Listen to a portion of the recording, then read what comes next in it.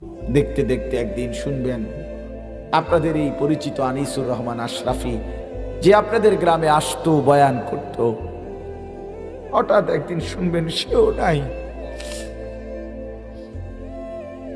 সেও হারিয়ে গেছে অন্ধকার।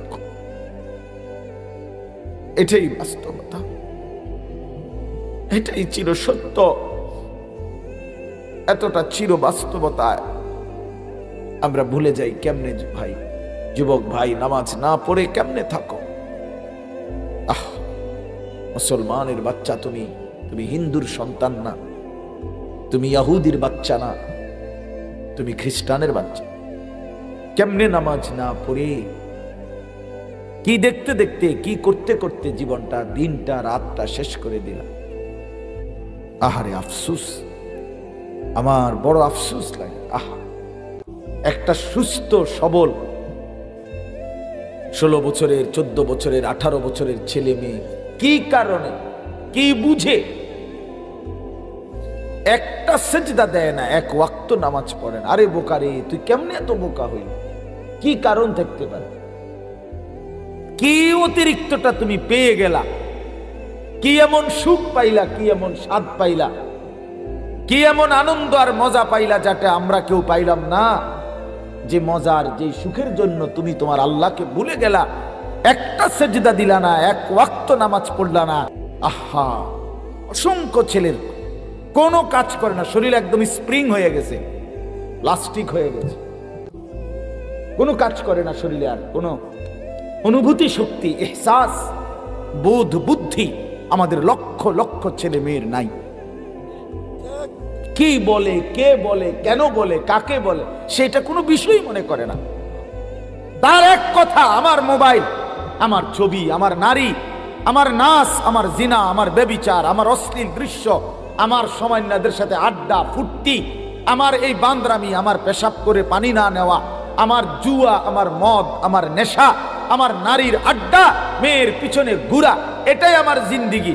এতে করে আমার মার ইজ্জত থাকুক বা না থাকুক, বাবার ইজ্জত থাকুক বা না থাকুক, বংশের ইজ্জত থাকুক বা না থাকুক, আমার দেশের ইজ্জত থাকুক বা না থাকুক, আমার ধর্ম থাকুক বা না থাকুক, বাদ দে সব। আমার দরকার আমার যৌনতা, আমার শাহওয়াত, আমার মনের খামখেয়াল।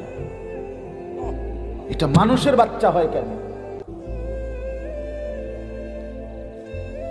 এত অপদার্থ, যার কপালে একটা সেজদা নাই, যে একবারও আল্লাহকে ডাকে না, যার কখনোই মনে পড়ে না এটা গুনাহ। এই নর্তকী, ছবি, নাচ, গান, এই খেল তামাশা, ওয়াক্ত নামাজের ধারাবাহিক আজানের পরে মাসের পর মাস, দিনের পর দিন, যার কখনোই বিবেক নড়ে না যে হায় আমি কে, আমি একজন মুসলমান, আমার মা মুসলমান, আমার বাবা মুসলমান। কিরে বাবা, তোমরা এইভাবে আল্লাহকে ভুলে গেলা কেন বাবা? আজকের এক প্লেট খিচুড়ির মেয়াদ কতক্ষণ তোমার? আজকের দুপুরের খাবারের মেয়াদ কতক্ষণ? পিছনের খাবার হজম হইলেই তো নতুন খাবারের চাহিদা হয়।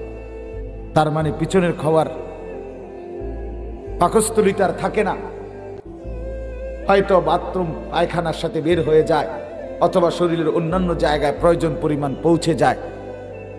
সেটা তো টিকে না, দুনিয়া তো টিকে না।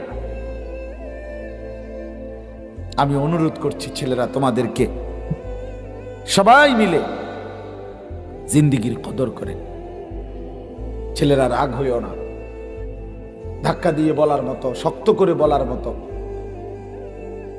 অনেকেই হিম্মত করছে না, যার কারণে তোমরা নিজেদেরকে সম্পূর্ণ স্বাধীন মনে করে নষ্ট হয়ে যাচ্ছ।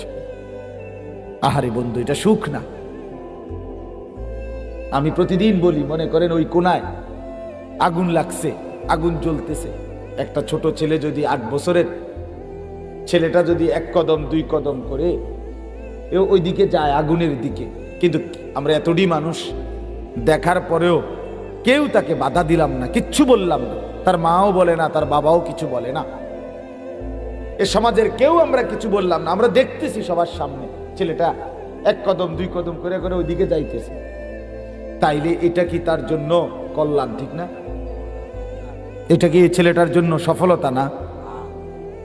তাহলে চোখের সামনে আমরা দেখতেছি ছেলেটা 1 কদম 2 কদম করে আগুনের দিকেই ঝাঁপ দিচ্ছে, আগুনেই পড়ে যাবে। তাহলে তোমরা ছেলেরাও বাবা, হতে পারে তোমার মা বাবা পড়া পড়শি দেশবাসী কিচ্ছু বলে নাই, তোমারে বলে না, তুমি আসো আর তোমার মোবাইল আছে, তোমার সামান্য কয়টা বন্ধু আছে, তুমি নাচ গান মজা পাচ্ছ নর্তকীর ছবি দেখে। কিন্তু আমারে বলো বন্ধু, একটা ছেলে বিবেক থাকলে বাইব যে তুমি যাচ্ছ কোথায়? আচ্ছা ঠিক আছে, কেউ বললো না আর কি, কিন্তু তুমি যাচ্ছ কোথায়?